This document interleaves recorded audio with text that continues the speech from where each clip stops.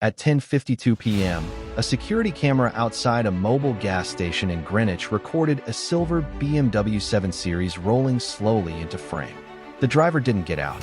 For 3 minutes, the car idled beneath fluorescent lights. At 10:55 p.m., the headlights shut off.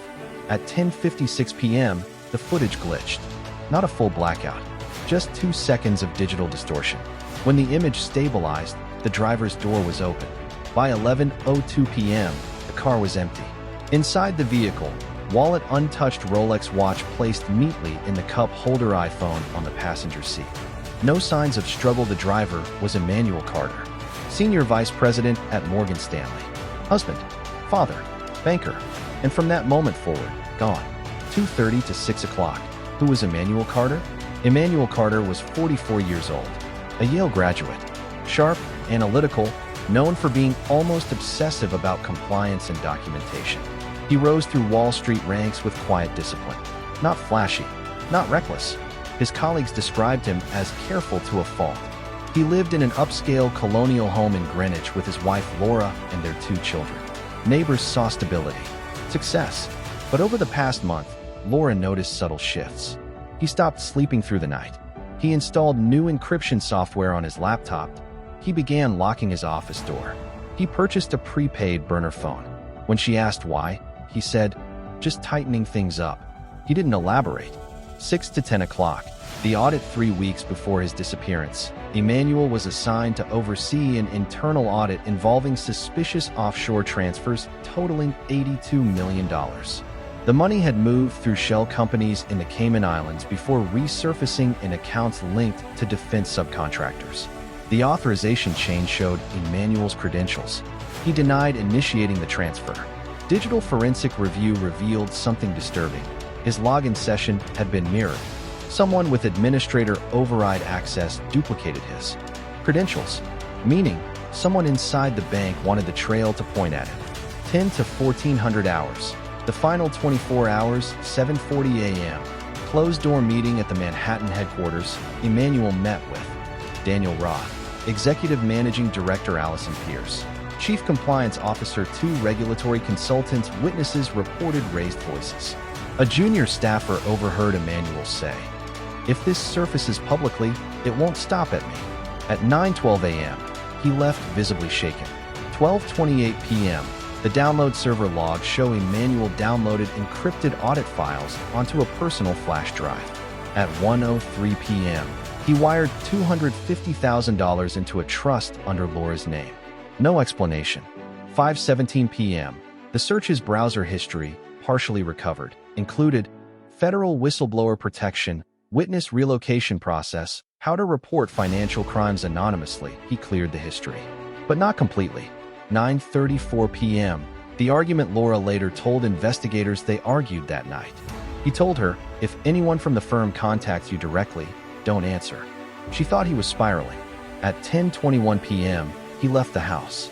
At 10:52 p.m., he pulled into the gas station. At 10:56 p.m., he disappeared. 14 to 1800 hours. The investigation detectives initially treated it as abduction.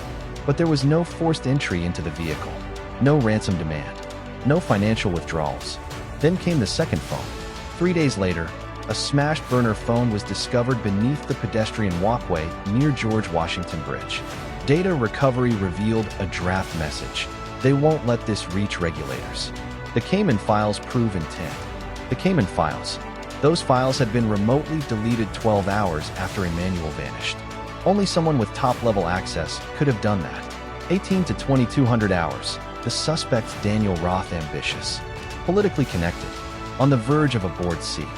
If the audit exposed laundering tied to federal contracts, careers would collapse. Phone pings placed his device briefly outside Manhattan that night. He claimed it was a signal routing error. Allison Pierce, her emails revealed internal panic. If Carter escalates this externally, containment becomes impossible. Was she protecting shareholders? Or protecting something far bigger? The federal angle. 2 days after the disappearance, FBI agents quietly visited the Carter home. Not to investigate, but to retrieve digital materials. No official comment. No public statement. After that visit, the case slowed. 2200 hours. 26 to 00, the immigration twist. 18 hours after Emmanuel vanished, a U.S. passport scan was logged at Toronto Pearson International Airport. The surveillance image showed a man wearing a cap and surgical mask. Facial recognition produced a 68% probability match. Height matched, build matched, but the gait analysis was inconclusive. Had Emmanuel fled to Canada? Or was someone planting the illusion of escape? If he ran, why leave his Rolex? Why leave his wallet? Why erase the GPS from his own car? 26:00, 29:00. The hidden metadata 6 weeks later, a private cybersecurity firm hired by Laura uncovered deleted audit fragments stored in a temporary server cache. The $82 million wasn't random. It flowed through shell entities tied to defense contractors bidding on federal contracts worth billions. If exposed, it could have triggered congressional hearings. Buried in override logs was a retired executive's credential, now a lobbyist with Washington ties. The login used to mirror Emmanuel's credentials? Activated from a secure executive network floor, one he didn't have access to. 29:00, 30:00. The unsettling end. 3 months later, Daniel Roth resigned for personal reasons. Allison Pierce relocated overseas. The audit was sealed. Federal agencies declined comment. No body, no confirmed sighting. Occasionally, Laura receives a blocked call that rings once and disconnects. And once, an encrypted email arrived. No sender, just 4 words. It was never safe. Was Emmanuel silenced, protected, or forced to disappear to prevent something catastrophic? In high finance, money moves invisibly.